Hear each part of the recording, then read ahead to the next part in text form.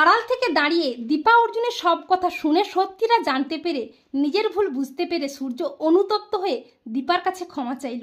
হ্যাঁ বন্ধুরা, আমরা এমনটাই দেখতে পাবো অনুরাগের ছোঁয়া ধারাবাহিকের আগামী পর্বগুলোতে।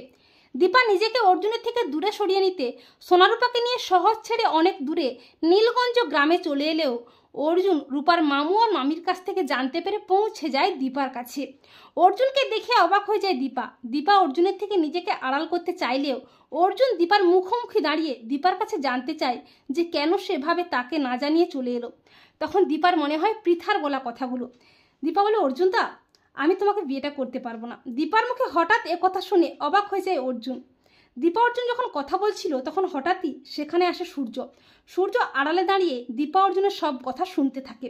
দীপা বলে, অর্জুন দা, আমার 2 সন্তানের বাবা কিন্তু ডক্টর সূর্য সেনগুপ্ত, তাই তুমি চাইলেও কোনোদিন ওদের বাবা হতে পারবে না। আর আমিও চাইলেও ডাক্তারবাবুকে কোনোদিনও ভুলতে পারবো না।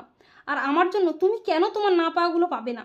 রূপাকে সুস্থ করতে বাধ্য হয়ে তোমার সাথে বিয়ের নাটকটা করেছি। ভাগ্যিস বিয়েটা হয়নি, বিয়েটা হলে আমরা কেউই সুখী হতে পারবো না। তুমি চলে যাও অর্জুন দা। দীপার কথা শুনে সূর্য অবাক হয়ে যায়। সূর্য বুঝতে পারে নিজের ভুলটা। সূর্য বলে, তার মানে আমি আবারও ভুল করেছি। আসলে সেদিন দীপা অর্জুনকে বিয়েটা করেনি। এই বলে সূর্য অনুতপ্ত হয়ে দীপার কাছে ক্ষমা চাইতে আসে। আর দীপা অর্জুন সূর্যকে দেখে অবাক হয়ে যায়। দীপা বলে, ডাক্তারবাবু আপনি এখানে? তখন সূর্য দীপার কাছে হাত জোর করে ক্ষমা চেয়ে বলে, আমাকে আর একটিবারের জন্য ক্ষমা করে দাও না গো দীপা। আমি তোমাকে আবারও ভুল বুঝেছি, আমি অন্যায় করেছি। আমাকে তুমি যা শাস্তি দেবে আমি মাথা পেতে নেব।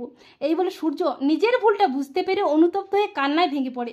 তো বন্ধুরা, তোমরা এটাই চাও তো যে সূর্যের জন্য সব সত্যি জানতে পেরে অনুতপ্ত হয়ে দীপার কাছে ক্ষমা চায়, আর দীপাও যেন সব অভিমান ভুলে সূর্যকে ক্ষমা করে নিজের কাছে টেনে নেয়? কমেন্ট করে জানিয়ে দাও তোমাদের মতামতটি।